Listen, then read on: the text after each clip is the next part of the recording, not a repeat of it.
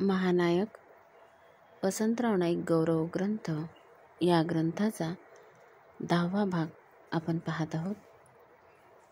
या भागामध्ये सुरुवात आपण आजचे नरिमन पॉईंट, ज्याला बॅक बे रेक्लेमेशन असं म्हणतात, त्या बाबतीमध्ये त्याचा इतिहास आज बघणार आहोत आपण.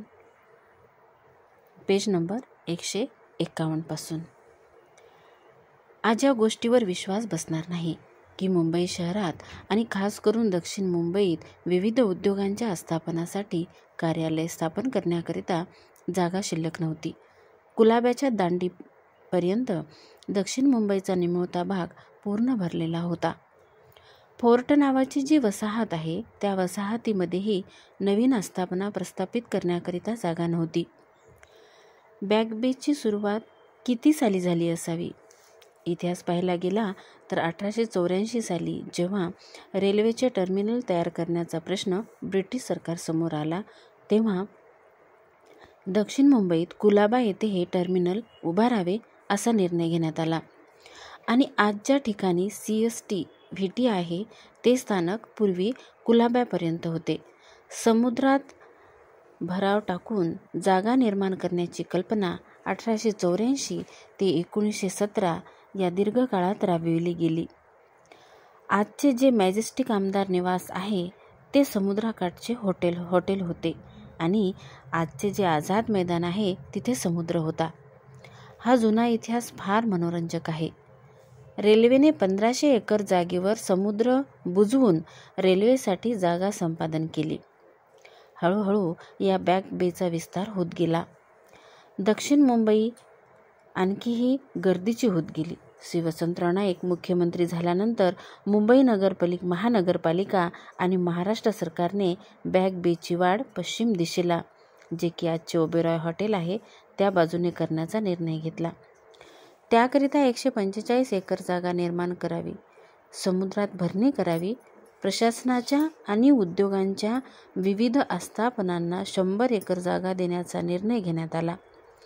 यात एअर इंडिया, ओबेरॉय हॉटेल या 2 प्रमुख आस्थापना होत्या. 27 एकर जागेवर शिक्षण संस्थांना परवानगी देण्याचा निर्णय घेण्यात आला आणि 28 एकर जागेवर खाजगी उद्योजकांना आस्थापनासाठी भराव घातलेल्या जागा देण्यात आल्या. आज ज्या जागेवर Mittal tower, Maker tower, Dalamal tower अशा टोलेजंग इमारती उभ्या आहेत, त्या 1970च्या आसपास समुद्र बुजवून उभ्या करण्यात आल्या. यावेळी मोठ्या प्रमाणात महाराष्ट्र सरकारवर टीकाही झाली होती. 6,000 रुपये चौरस मीटर भावाने भराव केलेली बॅक बेची जमीन उद्योजकांना सरकारतर्फे विकण्यात आली. त्यावेळचे महसूल मंत्री श्री भाऊसाहेब वर्तक यांना विधानमंडळात अतिशय कठोर टीकेला सामोरे जावे लागले. मात्र या कठोर टीकेला मुख्यमंत्री या नात्याने नामदार वसंतराव नाईक यांनी अतिशय प्रभावी उत्तर दिले होते. भरणी करून जागा निर्माण करण्याचा प्रयोग 100 वर्षापूर्वी सुरू झालेला आहे याचे सगळे दाखले नामदार वसंतराव नाईक यांनी त्यावेळी दिले होते. त्यावेळी बॅक बे रेक्लेमेशनच्या विरोधात आचार्य अत्रे यांच्या दैनिक मराठाने झोड उठवली होती. पश्चिम पूर्व उपनगरातील प्रवाशांना मुंबईत लोकलने आणून इथे ओतायचे आणि प्रचंड गर्दीने दक्षिण मुंबई व्यापून टाकायची अशी टीका झाली होती. उलट दक्षिण मुंबईतली कार्यालये आणि सचिवालय नवी मुंबईत हलवावे अशी मागणी झाली होती. 1970 साली जेव्हा समुद्रात भराव घालून संपादित केलेल्या जागेवर मोठ्या इमारती उभ्या राहिल्या, तेव्हा त्या विरुद्ध झालेल्या टीकेत दैनिक मराठाचे एक शीर्षक असे होते: मुंबईला सुदामा करून नाईक सरकारने द्वारका उभारली. या टीकेला उत्तर देताना वसंतराव नाईक म्हणाले होते की या नवीन आस्थापनामुळे मुंबई सुदामा होणार नसून मुंबईच्या मध्यमवर्गीयांची आणि आस्थापनात काम करणाऱ्यांची भरभराट होणार आहे. 50 वर्षात हा मध्यमवर्गीय स्वतःच्या मोटारगाडीने या आस्थापनामध्ये दाखल होईल. नामदार नाईक साहेबांचे शब्द 50 वर्षाच्या आतच खरे ठरले आहेत. अशा प्रकारे हा इतिहास आहे. आजचे नरिमन पॉईंटचा. त्यानंतर पेज नंबर 153, ग्रामीण विद्युतीकरण. नामदार वसंतराव नाईक साहेबांच्या काळात वीज पुरवठा केलेली एकूण खेडी 14,167, वीज पुरवठा केलेले एकूण शेतीपंप 2,39,915. पेज नंबर 152 आणि 153वर वीज पुरवठा खेड्यामध्ये झालेला त्याचे फोटो आहेत. त्यानंतर शेतीपंपाचे सुद्धा शेतीला पाणी देतानाचे फोटो आहेत. पेज नंबर 154, खेडी उजळली.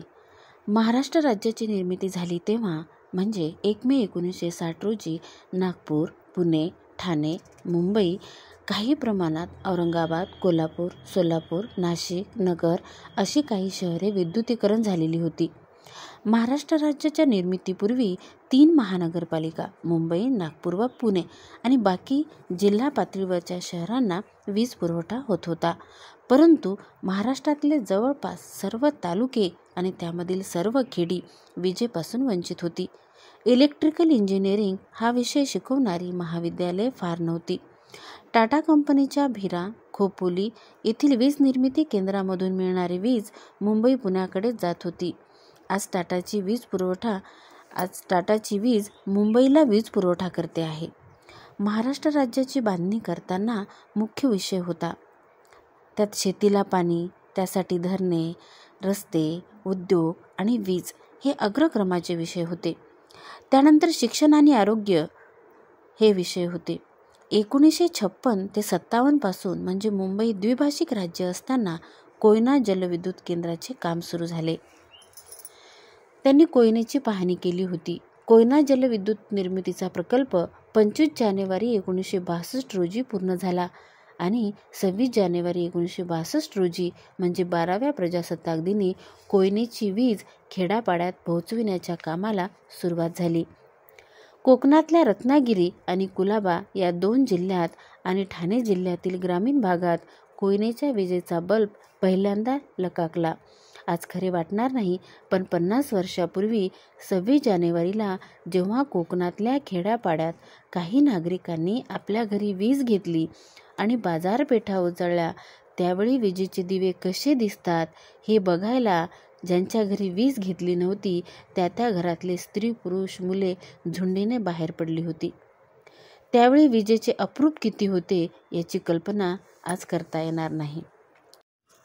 1962 नंतर अवघ्या 1 वर्षात नामदार वसंतराव नाईक मुख्यमंत्री झाल्यावर त्यांच्या 11.25 वर्षाच्या कारकिर्दीत महाराष्ट्र राज्य विद्युत मंडळाला अधिक गतिमान करण्यात आले.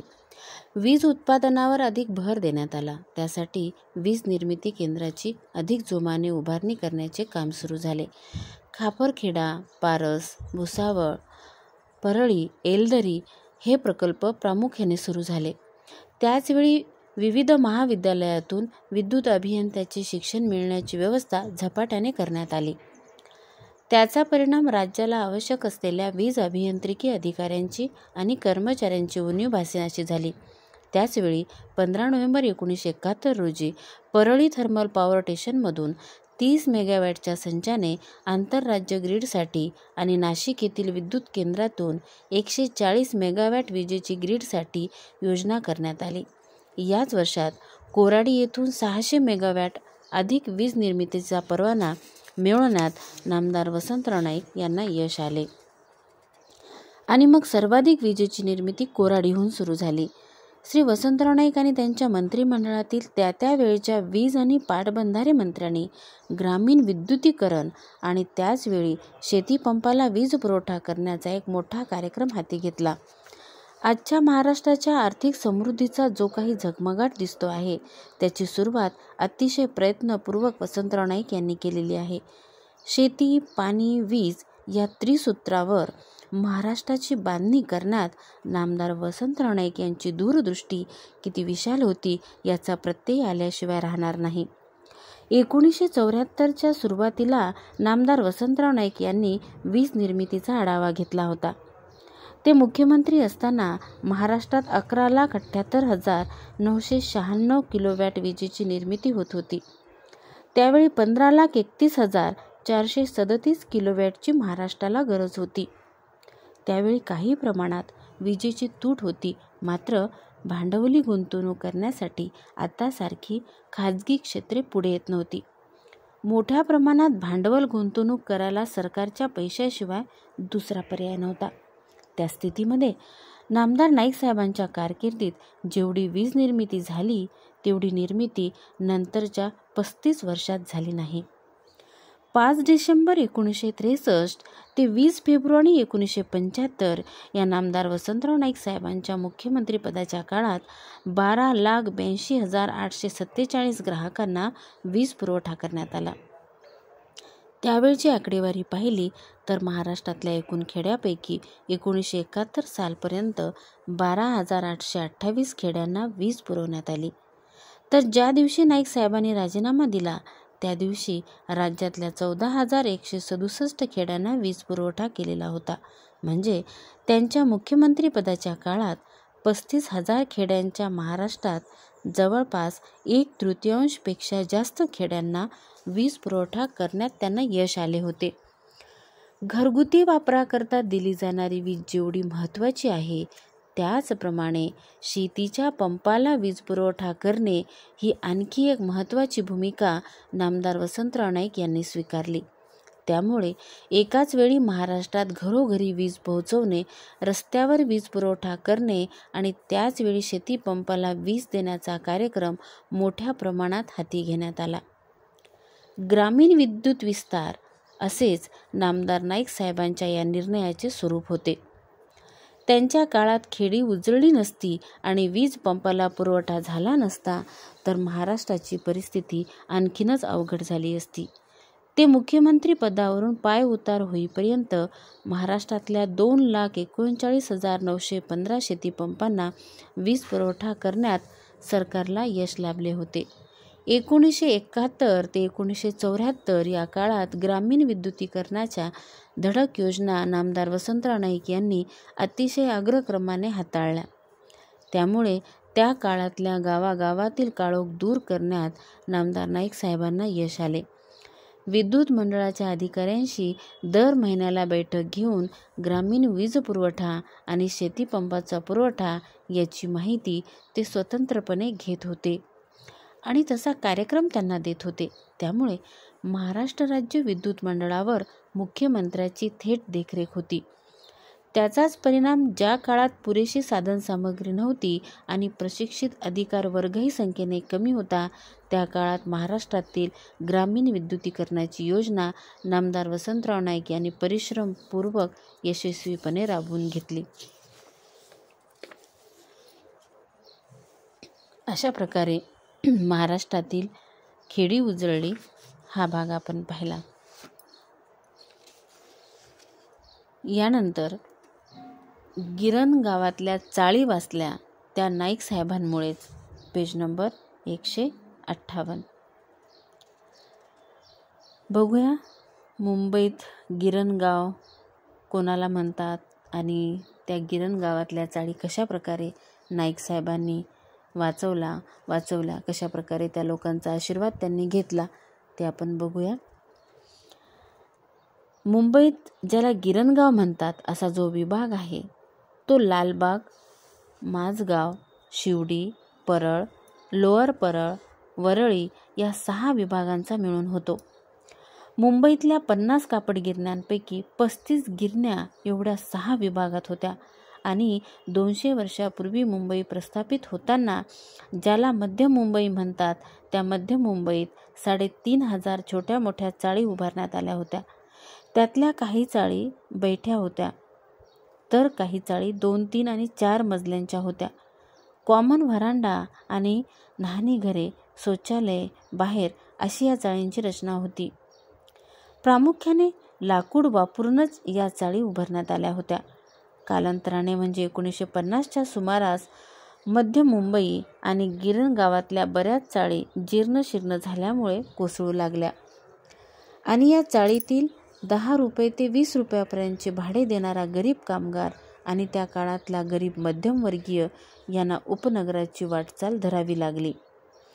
1950 ते 1960 या काळात गिरण गावातला जो कामगार उपनगरात फेकला गेला तो प्रामुख्याने गोरेगाव, भांडूप, मुलुंड या विभागात भाड्याच्या घरामध्ये राहू लागला.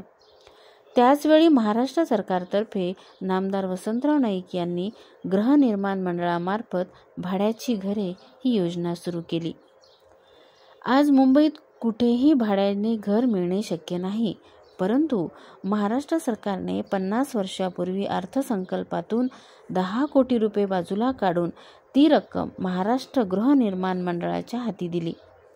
त्यातून वरळी येथे शिवाजीनगर, विक्रोळी येथे कन्नमवार नगर, कुर्ला येथे नेहरू नगर, गोरेगाव येथे शास्त्री नगर आणि जयप्रकाश नगर अशी 25-25 इमारतीची आणि एकेका इमारतीत 50-50 खोल्यांची रचना असलेली घरे उभी राहिली. या घराचे भाडे अवघ्या 100 रुपयाच्या आसपास होते. नामदार वसंतराव नाईक मुख्यमंत्री पदावरून गेल्यानंतर भाड्याची घरे ही संकल्पनाच मोडीत निघाली आणि गृहनिर्माण मंडळामार्फत हुडको घरे उभारण्याचा व्यवस्था सोपवून एकरकमी पैसे भरून ही घरे विकली जाऊ लागली. त्या काळातल्या मध्यमवर्गीयाला ही गोष्ट परवडणारी नव्हती. नामदार वसंतराव नाईक साहेब यांचे मोठेपण ज्या अनेक कारणात आहे, त्यामध्ये मुंबईतल्या गरीब आणि मध्यमवर्गीयांना परवडतील अशी घरे गृहनिर्माण मंडळामार्फत उभी करण्यासाठी आवश्यक तो पैसा त्यांनी उपलब्ध करून दिला. म्हणून 60 ते 100 रुपये महिना भाड्यात ही घरे बेघर कुटुंबियांना मुंबईत मिळू लागली. त्यावेळचे गृहनिर्माण मंत्री नामदार यशवंतराव मोहिते 1970 ते 1973 आणि नामदार दादासाहेब रुपवते 1974 ते 1975 यांनी नामदार वसंतराव नाईक यांच्यासमोर अशी एक योजना सादर केली की गृहनिर्माण मंडळ जी घरं बांधत आहे ती उपनगरात आहेत. मुंबईच्या गिरण गावात ज्या कामगाराच्या चाळी आहेत त्या नादुरुस्त झाल्या आहेत, कोसळू लागल्या आहेत आणि म्हणून नामदार यशवंतराव मोहिते यांनी नामदार वसंतराव नाईक यांच्या पाठिंब्याने मुंबई घर दुरुस्ती कायदा विधेयक विधानसभेत आणले आणि गिरण गावातल्या जुन्या झालेल्या चाळीची पुनर्बांधणी करण्याचे काम गृहनिर्माण मंडळामार्फत हाती घेतले. जुन्या झालेल्या इमारतीची पाहणी व दुरुस्तीचा खर्च याचा आराखडा गृहनिर्माण दुरुस्ती मंडळाने तयार करायचा. एकूण दुरुस्ती खर्च आणि पुनर्निर्माण खर्च 100 रुपये असेल तर 80 रुपये दुरुस्ती मंडळ सरकारतर्फे खर्च करेल आणि 20 रुपयाला खर्च भाडेकरूंनी भरायचा. अशा माफक तरतुदीवर हे विधेयक संमत होऊन मध्य मुंबईतल्या आणि गिरण गावातल्या किमान 200 चाळी दुरुस्ती व पुनर्निर्माण करण्याचे काम 1970 साली नामदार वसंतराव नाईक मुख्यमंत्री असताना सुरू झाले. आज 40 वर्षानंतरही या पुनर्बांधणी झालेल्या चाळी इमारतीच्या रूपात आता उभ्या राहिल्या आहेत आणि या ठिकाणी गरीब मध्यमवर्गीय जो उपनगरात फेकला गेला असता त्याला मुंबईत त्याचे हक्काचे निवासस्थान मिळाले आहे. सामान्य माणसाला सन्मानाने राहता येईल आणि मुंबईतून बाहेर फेकून दिले जाणार नाही यासाठी हा कायदा सरकारने केला. महाराष्ट्र सरकारच्या पुरोगामी कायद्यापैकी हा एक कायदा असून त्याचा फायदा गिरणगाव आणि मध्य मुंबईतल्या प्रामुख्याने मराठी कुटुंबियांना झाला आहे. अन्यथा या जुन्या चाळी कोसळल्यावर त्या जागा बिगर मराठी माणसांनी आणि पैसेवाल्यांनी विकत घेतल्या असत्या. बंद गिरण्यांच्या जमिनी विकल्या गेल्यावर तिथे प्रचंड टावर उभे राहिले आहेत, पण त्याच भागात दुरुस्त केलेल्या इमारती नामदार वसंतराव नाईक आणि नामदार यशवंतराव मोहिते यांच्यामुळे आज शिल्लक आहेत. अन्यथा या इमारतीवरही बुलडोजर फिरला असता. अशा प्रकारे ह्या गिरण गावातल्या चाळी नाईक साहेबांमुळे वाचल्या याची इत्थंभूत माहिती आपण पाहिली आहे. आजच्या या भागामध्ये ब्लॅक बे रेक्लेमेशन म्हणजे आजचे Nariman point, Air India, Oberoi hotel, अनेक प्रकारचे टावरच्या टोलेजंग इमारती ज्या आहेत, ज्याला आपण Mittal tower, Maker tower, Dalamal tower म्हणतो, हे कशा प्रकारे समुद्र बुजवून उभे करण्यात आले त्याचा इतिहास या पेजवर दिलेला आहे. त्यानंतर ग्रामीण विद्युतीकरणसुद्धा आपण पाहिलं की विजेचा आनंद कशा प्रकारे गावातली लोक आणि मुलं घेऊ लागलीत, कारण वीज येणं हे फार आश्चर्यकारक होतं सर्वांसाठी. अशा प्रकारे आपण हे काही भाग पाहिले. या भागात एवढंच. आणि आणि याच्यामध्ये आपण गिरगावातल्या चाळी ह्या कशा प्रकारे वाचल्या त्याचासुद्धा इतिहास आपण पाहिला. तर आता पुढच्या भागामध्ये त्यावेळचे मोर्चे, त्यावेळचा विरोधी पक्ष, त्यावेळचे विरोधी पक्ष नेते आणि त्यावेळचे मुख्यमंत्री हा भाग पाहूया. अतिशय सुंदर. आता हळूहळू प्रत्येक एक भाग येत आहेत आणि खूप छान अशी माहिती आपल्याला ऑडिओद्वारे नक्कीच मी या पुस्तकातली खडानखडा माहिती देत आहे. नक्कीच माझ्या श्रोत्यांना महानायक या पुस्तक वाचण्याचा आनंद मिळेल अशी मी अपेक्षा करते. धन्यवाद.